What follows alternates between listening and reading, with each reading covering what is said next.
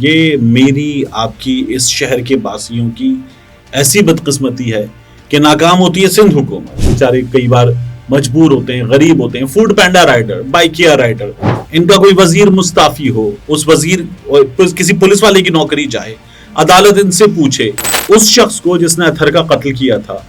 میں اب ہر بار پہلے سے بہتر ہولیے میں دیکھتا ہوں. 12 پیشیاں میں نے ایسی بھگتی ہیں جن میں عدالت جاتا تھا, تاریخ لیتا تھا, واپس آ جاتا تھا, منٹ سے وہاں پر پڑے ہوئے تڑپتے رہے. انہیں ہسپتال نہیں لے جائے گا. بائک کو کک مارتے رہے, سٹارٹ کرنے کی کوشش کرتے رہے, لوگ ان کو آس پاس موجود پتھر مار رہے تھے اور وہ گولی چلا رہے تھے.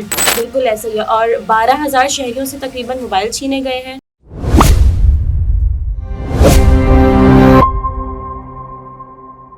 السلام علیکم, میں ہوں نمرہ سہیل, آپ دیکھ رہے ہیں الگ نیوز. طارق متین ہمارے ساتھ ہیں. کراچی ایک بار پھر ایک محبت کرنے والے شخص سے محروم ہو گیا ہے. سندھ حکومت اور پولیس ہمیشہ کی طرح ایک بار پھر ناکام ہو گئی ہے. پاکستانی نژاد کینیڈین شہری سید امین الدین الوی جو کہ عید منانے پاکستان آئے تھے, انہیں ڈکیتی کے دوران مزاحمت پر قتل کر دیا گیا ہے. ڈکیتی کا نشانہ اور گولی کا نشانہ بنتے وقت ان کے ہمراہ 3 غریب بچے بھی تھے جن کو وہ عید کی خریداری کروا رہے تھے. کتنا انفارچونیٹ ہے. اور یہ کراچی میں یہ سلسلہ رک نہیں رہا. اور جب ہم کہتے ہیں نا سندھ حکومت ایک بار پھر ناکام, پاکستان پیپلز پارٹی کی سندھ حکومت یا سندھ پولیس ناکام, تو ناکامی کا ہمیشہ نتیجہ کیا ہوتا ہے؟ جو ناکام ہوتا ہے وہ قیمت ادا کرتا ہے ناکامی کی, وہ ناکامی کا نتیجہ بھگتتا ہے. لیکن یہ ایسی ناکامی ہے, یہ میری آپ کی اس شہر کے باسیوں کی ایسی بدقسمتی ہے کہ ناکام ہوتی ہے سندھ حکومت, ناکام ہوتی ہے پولیس. قیمت کون چکاتا ہے؟ میں اور آپ, ایک عام شہری. یہ جو سید امین الدین الوی جان سے چلے گئے, انہوں نے قیمت چکائی ہے. یہ جو کراچی میں نوجوان اپنا موبائل فون نہ دے پائیں, بیچارے کئی بار مجبور ہوتے ہیں, غریب ہوتے ہیں, food panda rider, Bykea rider, ان لوگوں کے ساتھ وارداتیں ہوتی ہیں. اور اب تو واردات کرنے کا طریقہ یہ ہے کہ بلا لیا, فیک آئی ڈی بنایا ہوا تھا, اس فیک آئی ڈی پہ بلا لیا, بلانے کے بعد وہاں پر بھی لوٹ لیا. یہ تمام چیزیں اس شہر میں ہو رہی ہیں. تو ناکامی کی قیمت وہ دے رہا ہے جو ناکام نہیں ہے. حکومت ناکام ہے تو حکومت دے قیمت. ان کا کوئی وزیر مستعفی ہو, اس وزیر کسی پولیس والے کی نوکری جائے, عدالت ان سے پوچھے. لیکن لوگوں کو رونے کے لیے چھوڑ دیا ہے, بے یار و مددگار چھوڑ دیا ہے.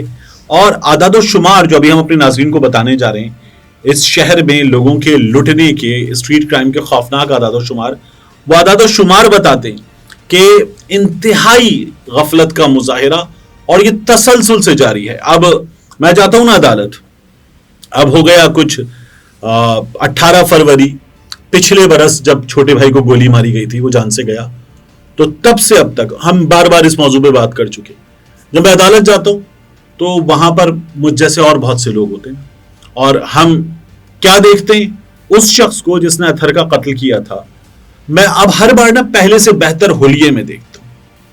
اچھا, وہ جب پہلی بار پکڑا گیا, پولیس نے اس کی کچھ مرمت بھی کی ہوگی, یا وہ جو چھپا ہوا تھا جس حال میں ان دنوں میں تھا اور جس حال میں وہ عدالت میں پیش کیا جا رہا تھا. اب میں اس کے سر پہ اکثر و بیشتر ایک نئی سندھی ٹوپی دیکھتا ہوں, شیشوں والی.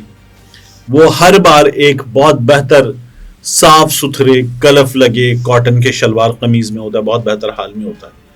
اور مجھے نہیں لگتا کہ وہ جیل میں کوئی پریشان آدمی ہے. اور اب کی بار جب میں عدالت گیا ہوں, آخری بار 11 جولائی کو ہمیں پھر عدالت جانا ہے, تو ہم نے کراچی سینٹرل جیل کے اندر موجود انسداد دہشت گردی کی عدالت میں اس 14ویں پیشی پر دوسرا وٹنس ہونا تھا. میرا پہلا بیان بطور مدعی کہ میرے بھائی کو قتل کر دیا گیا, وہ جب ہوا ہے تو وہ 12ویں پیشی تھی. ہم عدالت جاتے تھے, کبھی ایک ریزن, کبھی دوسرا ریزن, کبھی تیسرا ریزن, کبھی ورک شاپ, کبھی ٹریننگ پرپزز, کبھی کوئی اور چیز, کبھی وکلا کی ہڑتال. 12 پیشیاں میں نے ایسی بھگتی ہیں جن میں عدالت جاتا تھا, تاریخ لیتا تھا, واپس آ جاتا تھا. یہ مسلسل ہوا. اور آپ جاتے ہیں, آپ کو پتا ہوتا ہے کہ آپ کے سامنے وہ شخص ہے جس نے آپ کے بھائی کی جان لے لی. کس موقع پر؟ کہ وہ کسی اور کو لٹنے سے بچا رہا تھا, اس نے گاڑی سے ان کو مارنے کی کوشش کی اور اس کو گولی مار دی گئی. یہ جو امین الدین الوی کا ہوا ہے واقعہ, اس میں بھی کیا پتا چل رہا ہے؟ Main Nazimabad board office, north Nazimabad का संगम, उस जगह पर इनको सरेआम बीच सड़क पे लूटा गया है, गोली मारी गई, कई मिनट तक वहां पर पड़े हुए तड़पते रहे। उन्हें अस्पताल नहीं ले जाया गया। अथर को जब गोली मारी गई सड़क पर, तो उस जगह से हार्डली कुछ 600-700 मीटर के फासले पर शहर का एक बड़ा प्राइवेट हॉस्पिटल सामने मौजूद था। उस जगह से कुछ 800 मीटर के फासले पर थाना मौजूद था, और उस जो 700 मीटर के 800 मीटर के फासले पर प्राइवेट हॉस्पिटल मौजूद है, उससे तकरीबन 200 मीटर और आगे, यानी वकूवे से 500 मीटर के फासले पर रेंजर्स खड़ी होती है। दूसरी तरफ असगर अली शाह स्टेडियम है, कराची का मशहूर स्टेडियम, वहां रेंजर्स खड़ी होती है, अंदर रेंजर्स के सेंटर्स हैं, और उस जगह ये वारदात हुई। और उन लोगों ने गोली मारने के बाद उनकी बाइक को, क्योंकि गाड़ी ने हिट किया था, वो स्टार्ट नहीं हुई, तो बाइक को किक मारते रहे, स्टार्ट करने की कोशिश करते रहे, लोग उनको आसपास मौजूद पत्थर मार रहे थे और वो गोली चला रहे थे, और कोई कानून नाफिज करने वाला इदारा, ये जो बेशर्म तरीन लोग हैं, इनमें से कोई नहीं आया। मेरी वहां उस रोज भी लड़ाई हुई, और अब भी मैं जब ऐसे वाकया देखता हूं तो इंतहाई तकलीफ पहुंचती है। अमीन साहब के साथ भी यही हुआ ना, सड़क पे पड़े हुए तड़पते रहे, फिर एक रिक्शे वाला आया और वो उनको लेकर गया। अब्बास, जिस जगह इनके साथ ही वाकया हुआ है, अब्बासी शहीद अस्पताल यहां से हार्डली 1 किलोमीटर दूर, और रेंजर्स के जिन मराकिज की मैं बात कर रहा हूं, वो इस जगह से रेंजर्स के तमाम मराकिज, कोई 700 मीटर, कोई 1 किलोमीटर, कोई 600 मीटर, चारों तरफ मौजूद है। पुलिस यहीं पर होती है। ये बोर्ड ऑफिस का इलाका, मतलब शहर के मसरूफ तरीन इलाकों में से एक है, और यहां पर दिन दहाड़े वारदात हो, इत्मीनान के साथ वारदात की जाए, और पुलिस वाले, रेंजर्स वाले ये सड़कों पे मौजूद होते ड्यूटी पे, फिर भी कुछ नहीं होता। अगर स्ट्रीट क्राइम्स की बात करें तो स्ट्रीट क्राइम्स डेटा के मुताबिक रवा साल अब तक 40,000 से ज्यादा स्ट्रीट क्राइम्स की वारदातें हो चुकी हैं। और ये हम बात कर रहे हैं सिर्फ इस साल के इन 6 महीनों की, और ये 6 महीनों का पूरा डाटा नहीं है, क्योंकि अब तक जो डाटा है वो हमारे पास प्रोबेबली मई तक का डाटा है। बिल्कुल ऐसा ही है। और 12,000 शहरियों से तकरीबन मोबाइल छीने गए हैं, 24,000 से ज्यादा शहरी मोटरसाइकिलों से महरूम हुए हैं, 1,000 से जायद गाड़ियां छीन ली गई हैं। जबकि रवा साल अब तक डकैती की मुजाहिमत करते हुए डकैती के दौरान तकरीबन 63 शहरी अपनी जिंदगी भी दूर बैठे हैं। और ये आधे साल का नंबर है। ये नंबर इसलिए बहुत ज्यादा है आधे साल में कि अभी हमारे सामने बाकी नंबर्स आएंगे।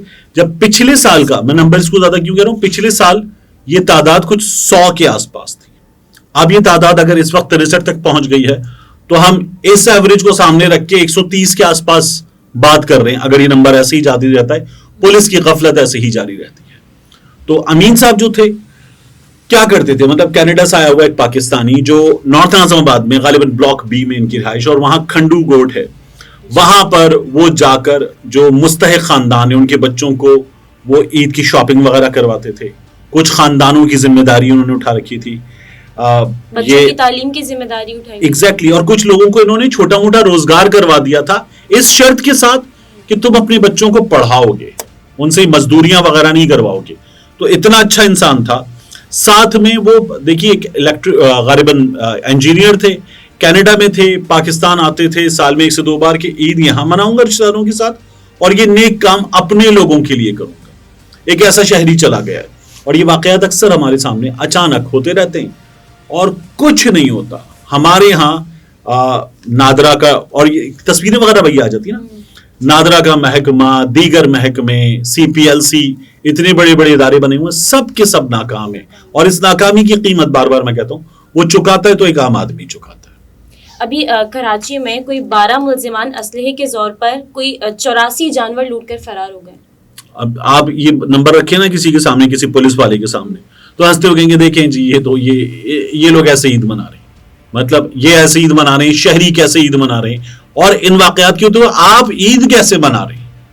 ये हमारी पुलिस का हाल है, और ये मुसलसल है। ये चंद वाकयात में कामयाब भी होते हैं। अब वो जो अथर के केस में एक मार दिया गया शहादात कोर्ट में, एक पकड़ लिया गया, दोनों हो गए, लेकिन इन गैंग्स को चलाने वाला जो पूरा एक बड़ा सरगना था इनका, वो कराची लाया गया, मेरे घर से कुछ फासले पर एक थाने में रखा गया, और चूंकि वो मुजरिम उन वारदातों में नहीं था, वो उन मुजरिमों का और उन जैसे बहुत से मुजरिमों का सरपरस्त है, वो छूट चुका है।